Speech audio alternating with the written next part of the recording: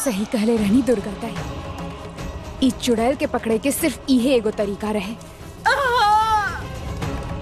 राम नाम के पवित्रता से भस्म हो जाए चुड़ैल। अब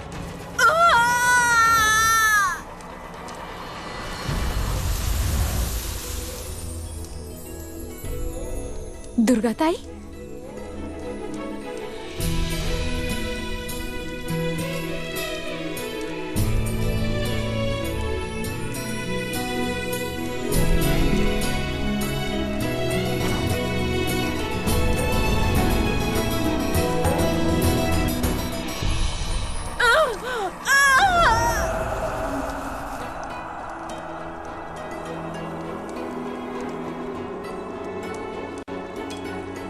प्रणाम दुर्गा ताई।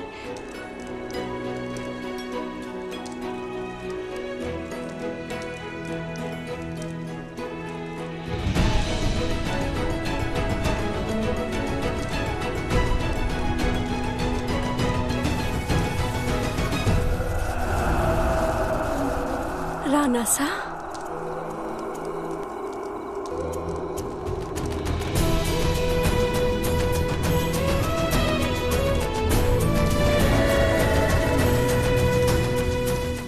जीता रहा।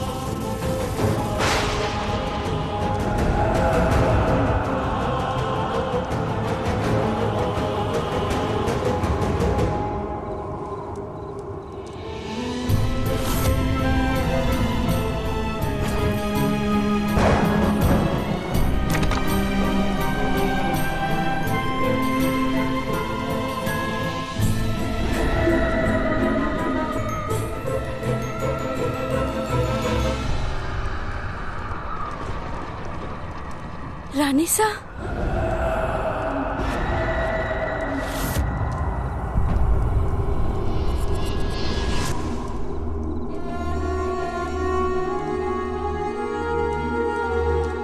रानी सा,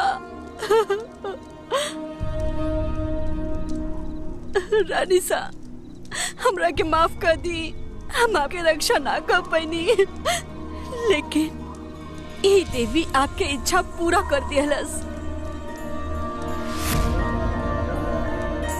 ए चुड़ैल के अंत कर दिहलस।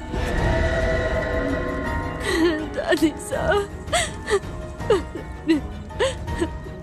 आप बिल्कुल सही कहले रहनी दुर्गा ताई। सिर्फ भगवान के नाम से ही हमनी चुड़ैल के कब्जा में कर सकत रहनी। कब्जा में करबू हमरा के, हमार मजबूरी के फायदा उठा के। है सौतन, छोड़ब ना तहरा के, तू सबके ना छोड़ब। अपन राणा सा के बिना कहीं ना जाइब हम।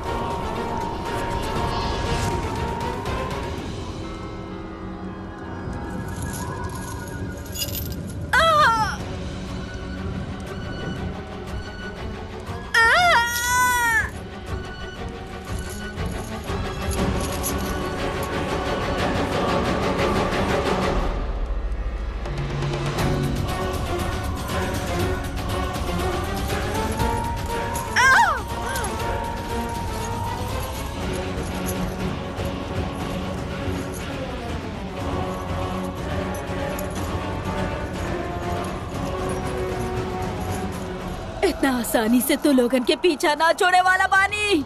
हमार काला साया से इतना आसानी से पीछा ना छुड़ा पाए बा तू लोग।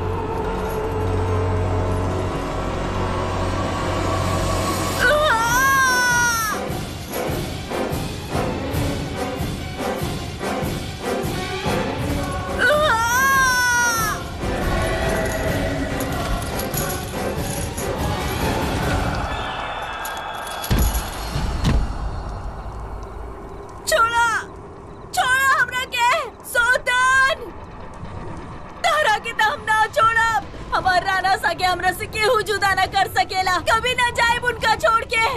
छोड़ा राणा सा कबो तो रहले ही ना मोहिनी, ना आज बाड़े और ना कबो ही हैं। राम सिर्फ सिया के रहे और सिया के रही।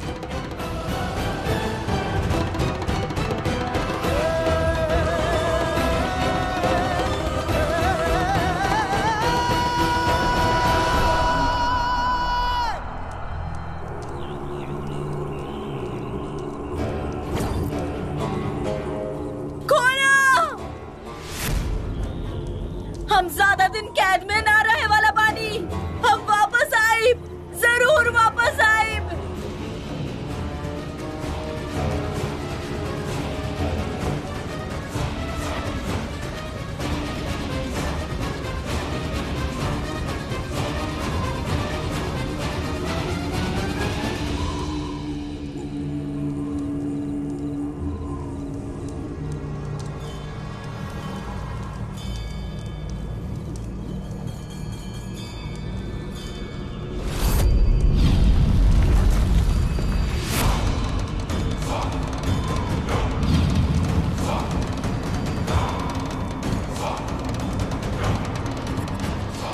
ग्रंथ ई कैसन ग्रंथ बा राज ज्योतिषी? ये राजकीय ग्रंथ बा जकरा 500 साल से खोजल जात रहे। इस चुड़ैल से बचाए खातिर अभिमंत्रित करके ग्रंथ के कहीं छुपायल गईल रहे। आज जौन ई चुड़ैल कैद हो गईल बिया त ये ग्रंथ स्वयं प्रकट हो गईल बा।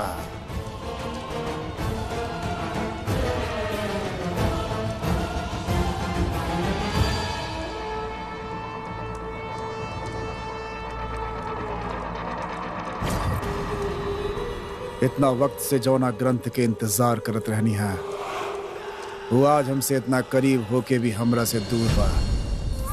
OMG लिटिल बनी, पता बा कितना ड्रामा कैले रहनी ई चुड़ैल के टीम में आवे खातिर। हम सोचनी कि रॉयल फैमिली से जो हमके पावर ना मिलल रहे, ई चुड़ैल से मिल जाई, भरल हुए खजाने की संदूक मिली। लेकिन ई चुड़ैल तो खुद ही संदूक में गड़ गल। Bloody she is gone to the box. You know what? हमके लगा था कि हमनी के हिजा कुछ ना हो पाई, so let's just go back. पता चला कि खजाना की खोज में हमनी खुद ही कहीं खो गए नहीं। ना, ग्रंथ के इतना पास आए के बाद हम एकरा के ना छोड़ब। एकरा के हासिल करके हम वो खजाना तक पहुंचब जकरा खातिर हम यहाँ आयल रहनी है।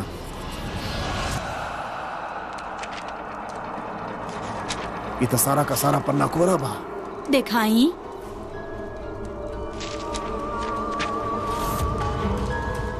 एमे तो कुछो नहीं के लिखल सिया, ई तो खाली बा। दादी माँ हमके दिखाई।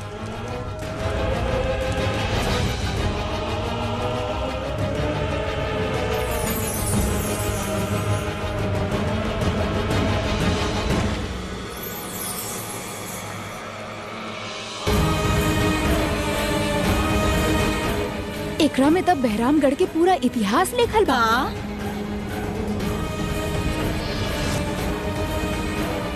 कोरा निसा, एमे तो कुछ भी ना लिखल बा। हमरा तक कुछ नजर ना आ रहल बा। ई का बोला तानिया? सब कुछ तो लिखल बा एकरा में। Of course.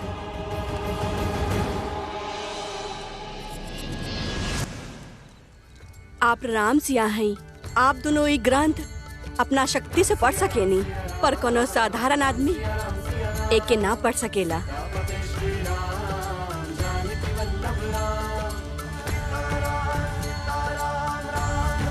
बहरामगढ़ के बारे में एक एक चीज लिखल बा ई ग्रंथ में। लेट मी सी।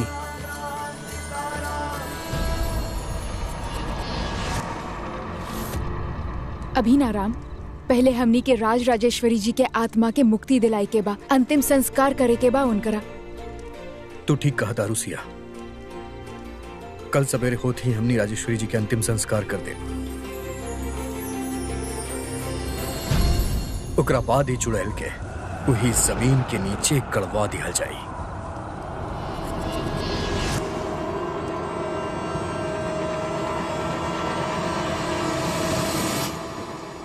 चुड़ैल के मारल ना जा सकेला को रानी सा, ओकरा के कैद जरूर कैल जा सकेला, जैसे दाइमा कैले रहली किला में, जहाँ राज राजेश्वरी जी के अंतिम संस्कार कैल जाये। हमनी के ओके वही जगह पर गाड़े के होखी और वही स्थान पर हमनी के मंदिर के निर्माण करे के होखी, ताकि वो चुड़ैल एकरा बाद कभी वापस ना आ सके।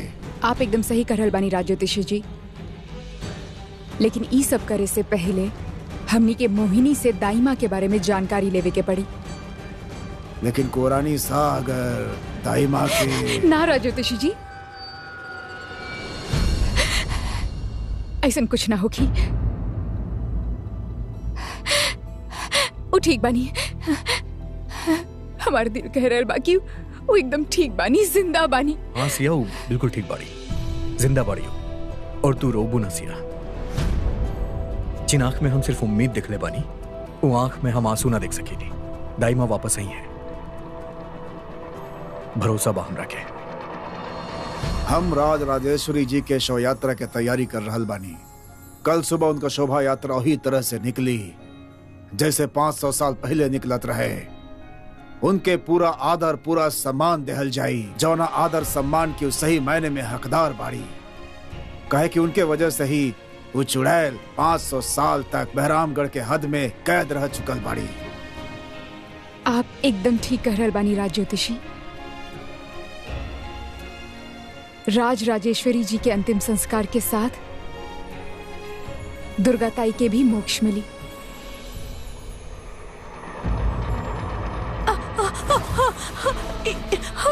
का हो रहल बा हमके? का कर रहल बाड़े ते?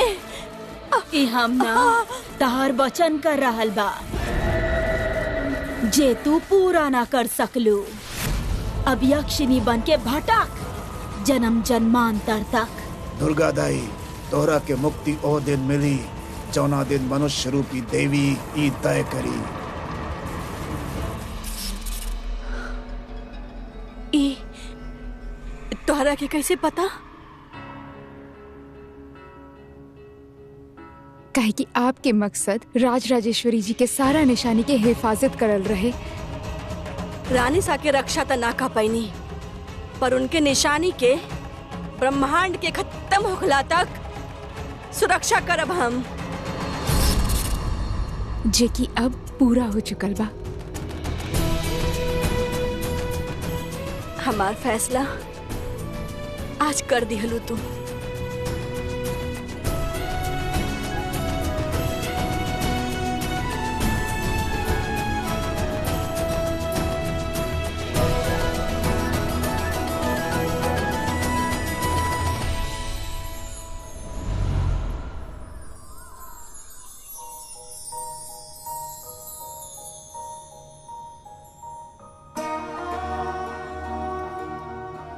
बड़ा लंबा समय तक सिर्फ दादी माँ ही ऐसन रहली जे हमरा के समझत रहली।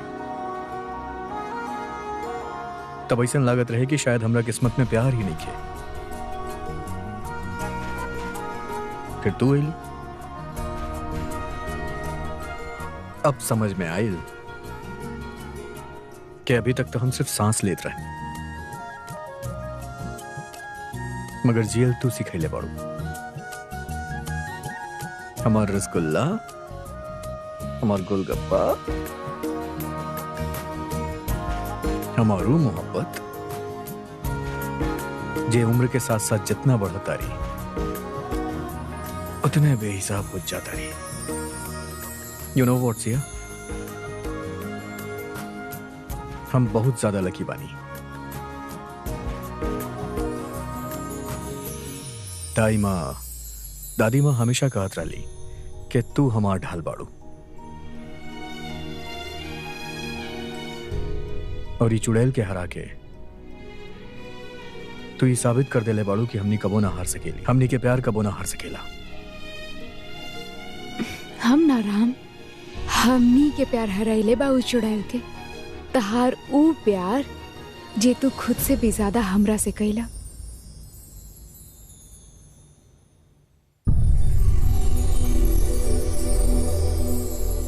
तहार आँख जे हमार हर तकलीफ पे आंसू बहिले बा, जे में इतना प्यार बा कि इनकरा पढ़त पढ़त शायद हमार पूरा जिंदगी निकल जाए राम। तहार बा एमे हम बहुत ज्यादा सेफ फील करेनी, जे में हमार पूरा दुनिया सिमटल हुए बा। हम जाना तानी हम के हिजा कुछ ना होगी,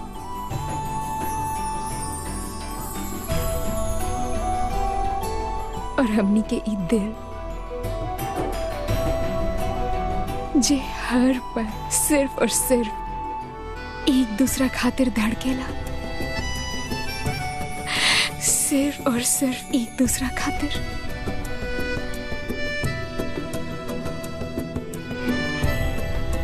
तहारी मोहब्बत ही बा राम,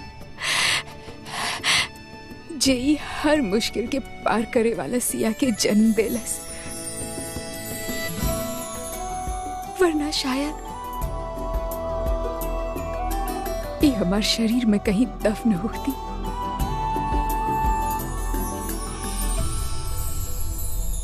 पता बा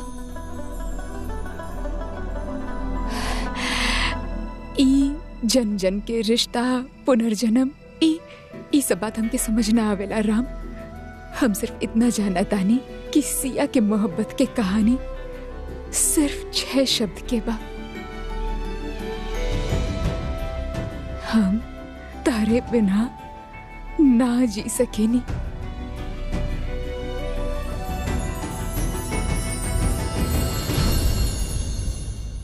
तहार इश्क बा जे हमार जिंदगी में, तहार इश्क खत्म तो सिया भी खत्म। चुप।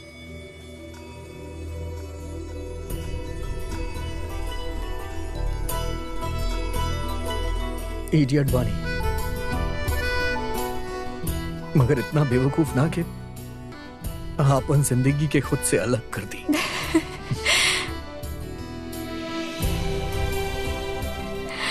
हमने बहुत झगड़ा करब, बहुत लड़ब, एक दूसरे के चश्मा ढूंढे खातिर, न्यूज़पेपर के हेडलाइन पढ़ के सुनावे खातिर, रिमोट के लेके झगड़ा करे खातिर। अंत में भी हमने दोनों ही होगा। तू रूठा तो हम मना ले, और हम रूठी तो तू मना लिया, लेकिन अंत में एक दूसरा से प्यार करे खातिर तो सिर्फ और सिर्फ हमनी दोनों ही हो खब। जब आंख धुंधला पड़ जाई, यादाश्त कमजोर पड़ जाई, तब भी एक दूसरा के एक दूसरा में ढूंढे खातिर अंत में सिर्फ हमनी दोनों हो खब।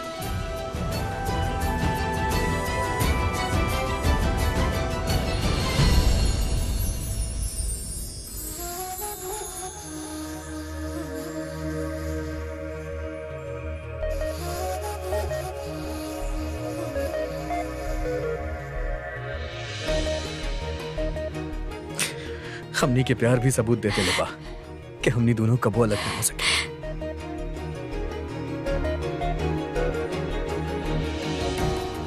अच्छा, अगर हम तारा से गुस्सा हो जाएं, नाराज हो जाएं, तो तू हमरा मनावे खातिर का करबा?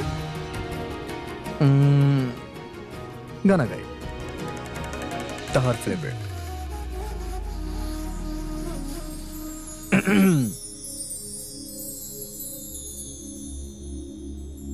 तेरा मुझसे है पहले का नाता, कोई यूं ही नहीं दिल लुभाता कोई, जाने तू या जाने ना, माने तू या माने ना।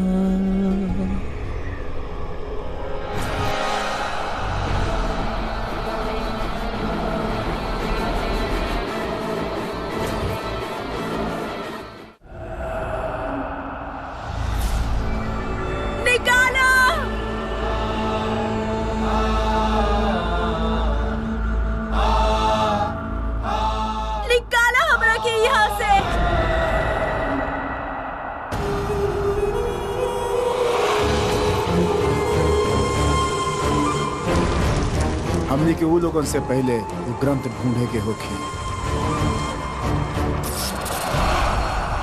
निकाला हमरा के यहाँ से। अरे विलायती कबूतर, हम जानत आनी कि तू और तोहार नौटंकी माई है बड़ा। निकाल हमरा के यहाँ से, निकाल, वरना जान ले ले भक्तू दोनों के।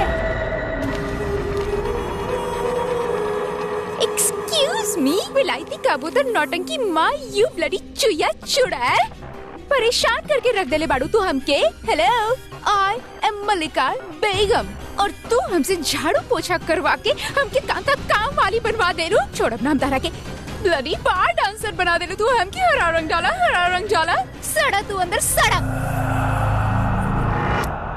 Mom, what? ये ग्रंथ खाली बा। व्हाट? इनमें कुछ नजर नहीं आवत हमरा के। Oh my God! I told you! Oh God, I told you! कि जब तक ये चुड़ैल हमनी के आसपास पिया, हमनी के साथ कुछ अच्छा ना हो सकेला बनी। She is a bloody cursed woman, मनहूस औरत बियाई। मनहूस होकबू तू और तोहार खानदान। अरे विलायती कबूतर, निकाल हमरा की यहाँ से। हमार मदद के बिना तू कुछ ना कर सकेला। पागल ना बनी हम कि तोरा के यहाँ से आजाद करके फिर से तोहार गुलाम बनी हम। ग्रंथ के आज ना तक कल हम पढ़े के रास्ता ढूंढ ही ले, लेकिन तोरा के यहाँ से कभी बाहर ना निकालब। अच्छा, हमार बिल्ली हमरे से मियाओ। तू दोनों के ता हम बतावतानी। अपन आत्मा बेच ले बाड़ा तू दोनों हमरा के। अब देख हमार तमाशा। Stop your bloody बड़बड़।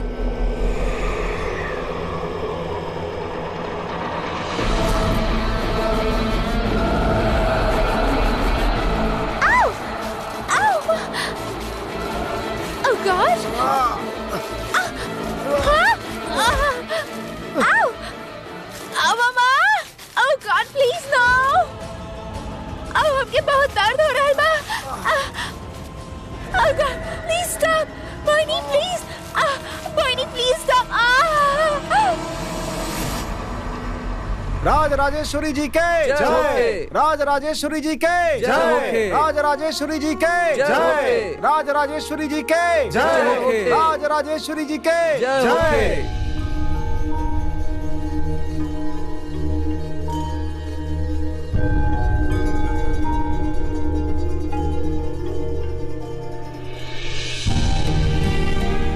आज अगर बहरामगढ़ के हमनी के परिवार के इस चुड़ैल के श्राप से मुक्ति मिलल बा, तो सिर्फ और सिर्फ आपके वजह से। हम वादा करत आनी रानी सा, आपके सतित्व के हमेशा जिंदा रखब, हमेशा आपके दिखावल रास्ता पे ही चलब। आपन कुल धर्म, पत्नी धर्म, नारी धर्म और मातृ धर्म पूरा निष्ठा से निभाइब। जैसे आप सदियन बहरामगढ़ के रक्षा कैले बानी, हम भी करब। आपके जैसन तो शायद ना बन पाई, लेकिन आपके परछाई बने के पूरा कोशिश करब।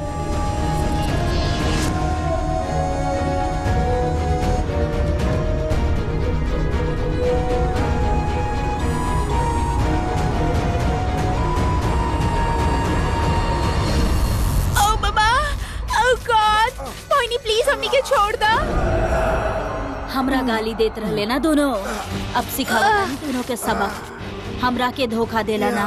ना ना ना, माफी माफी माफी माफी माफी, छोड़ दो प्लीज। हम अकेले ना मरा, तू दोनों के आत्मा हमरा से जुड़ल बा। हम गईनी त तू दोनों भी जाइबा। प्लीज छोड़ दा, तुझे कहबू हम न्यू करब, प्लीज। आजाद करा हमरा के।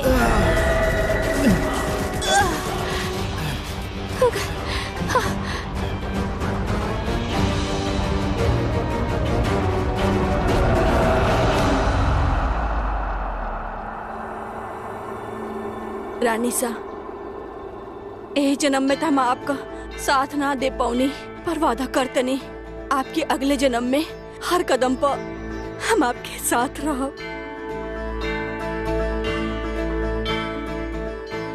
सिया, तू मात्र धर्म निभावे चाहता था। हाँ राम, बहरामगढ़ के नन्हा कुंवर दिया फर्ज बा हमनी के।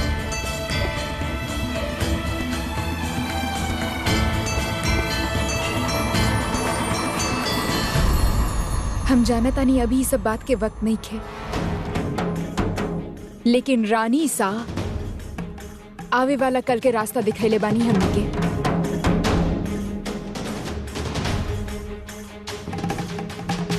जैसे राज राजेश्वरी जी आपन प्यार और बहरामगढ़ खातिर जान देले रहनी, जरूरत पड़े पे हम भी आपन जान देवे से पीछे ना हटब।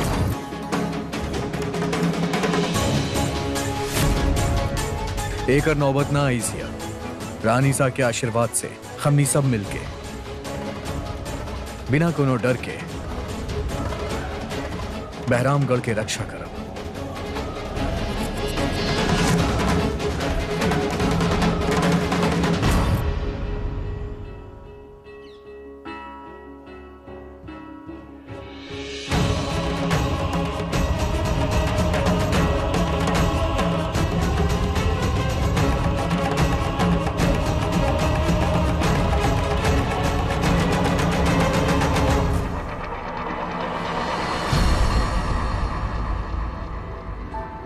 राज राजेश्वरी जी के जय, राज राजेश्वरी जी के जय, राज राजेश्वरी जी के जय, राज राजेश्वरी जी के जय, राज राजेश्वरी जी के जय, राज राजेश्वरी जी के जय।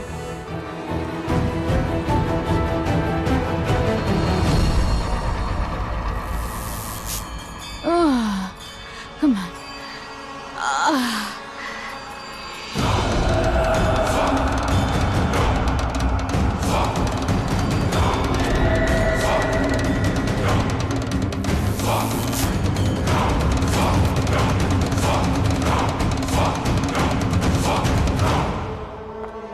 बनी, रुका रुका, केहू आ रहल बा, वेट, आराम से।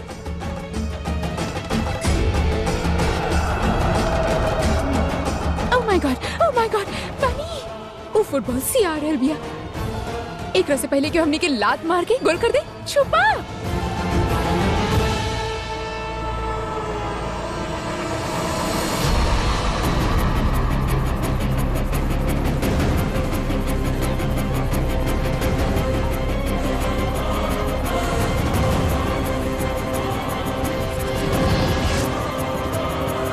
मोहिनी, दाइमा कहाँ बानी?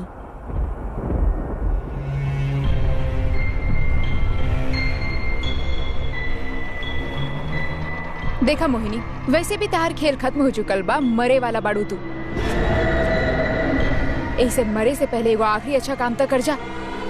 हो सकेला ईश्वर तहरा शांति दे दे। अरे शांति हमार जुत्ती, दफनावे के बाना हमरा के त दफना दे। हम तहार दाई माँ के पता ना बताए हम।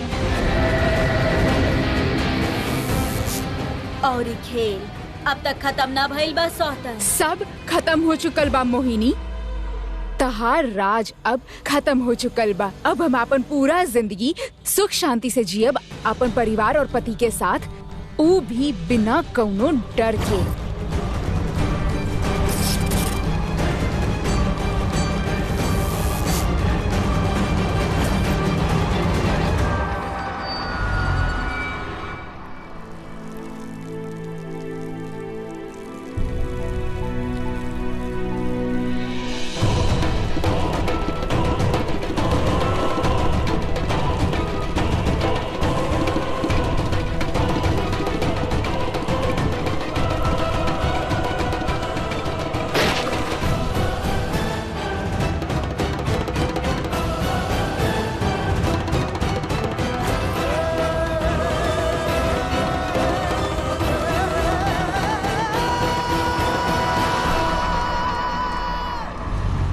तहार डर, तहार काला साया अब बहराम गढ़ पे ना मंडराई, समझ लू।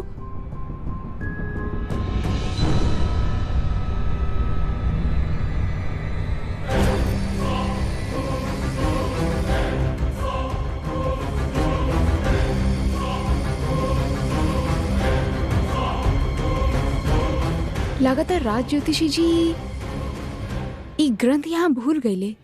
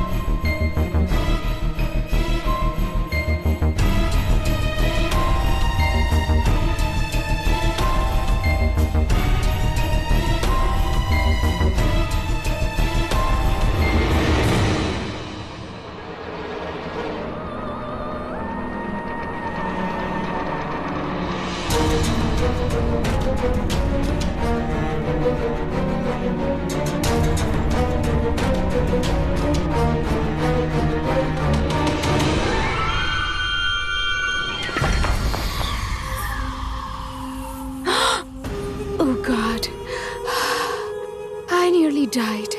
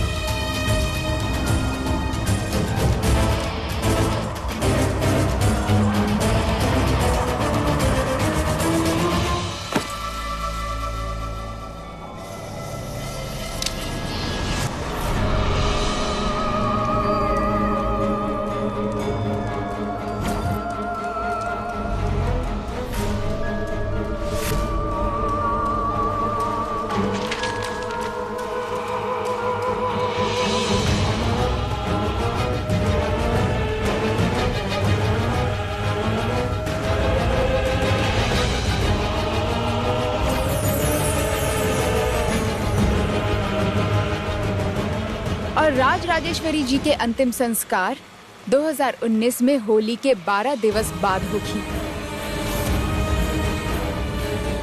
इकरा में तो आवे वाला कल के बारे में सब कुछ पता रखल बा। आई कैन बिलीव दिस। और राज राजेश्वरी जी के अंतिम संस्कार के बाद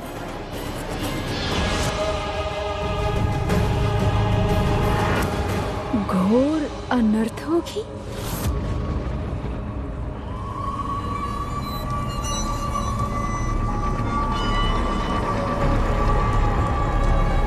राज राजेश्वरी जी के जय। राज राजेश्वरी जी के जय। अगर राज राजेश्वरी जी के शव के अंतिम संस्कार हो गए तो वो चुड़ैल और शक्तिशाली हो जाए।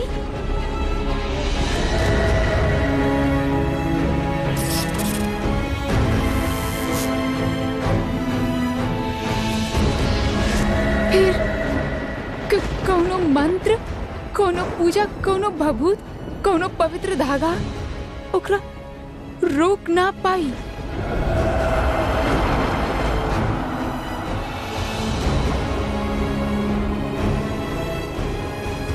राजेश्वरी जी के श्राप कमजोर पड़ जाई और वो चुड़ैल जहां भी होगी वहां से वापस आई।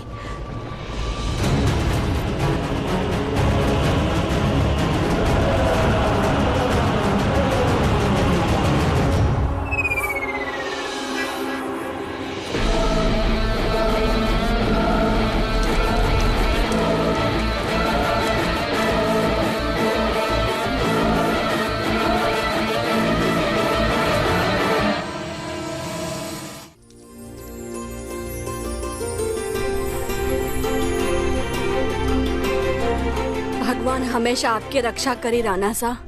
हमेशा याद रखिए जब आप और सिया साथ बानी तब तक आपके परिवार और बहरामगढ़ के कुछ ना होगी।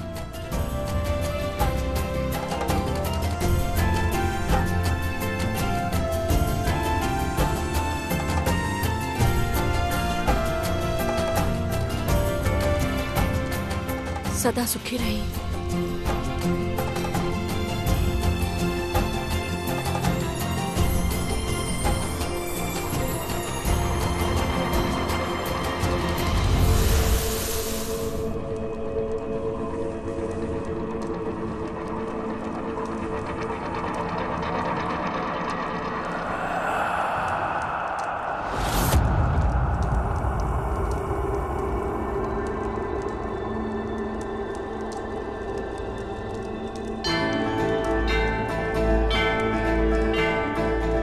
राज राजेश्वरी जी के जय, राज राजेश्वरी जी के जय, राज राजेश्वरी जी के जय।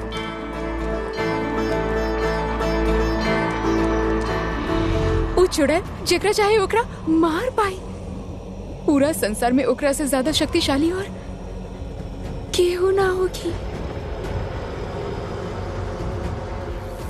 अब तू गईलू सौतन, तहरा के हमरा से केहू ना बचा सकेला। ना!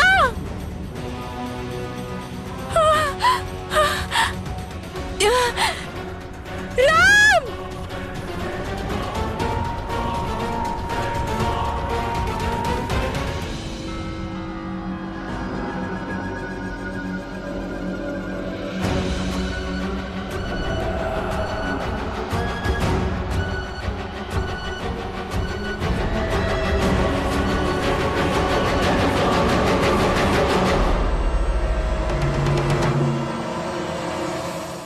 तू कुछ ना कर सकेलू।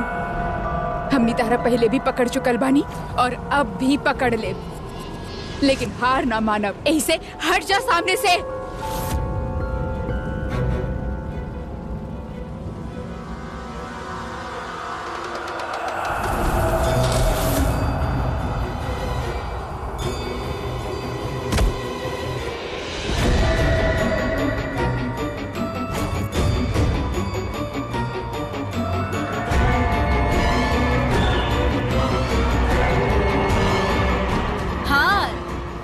तो तू पहले गयल बाड़ू सौतन।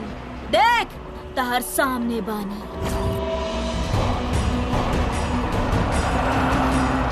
वापस आ गयल बानी अपन राना सा के लेवे। सयानी तो बहुत निकल लू तू। पलक झपकते ही सारा पहली सुलझा देलू, लेकिन एक गलती हो गई तहरा से। नतीजा में हम तहर सामने बानी, वो भी पहले से ज्यादा शक्तिशाली। इतना शक्तिशाली कि क्यों सोच भी ना सकेला। हमार सबसे बड़ा वरदान जाने लू काबा कि हम तहरा के मार सकेनी।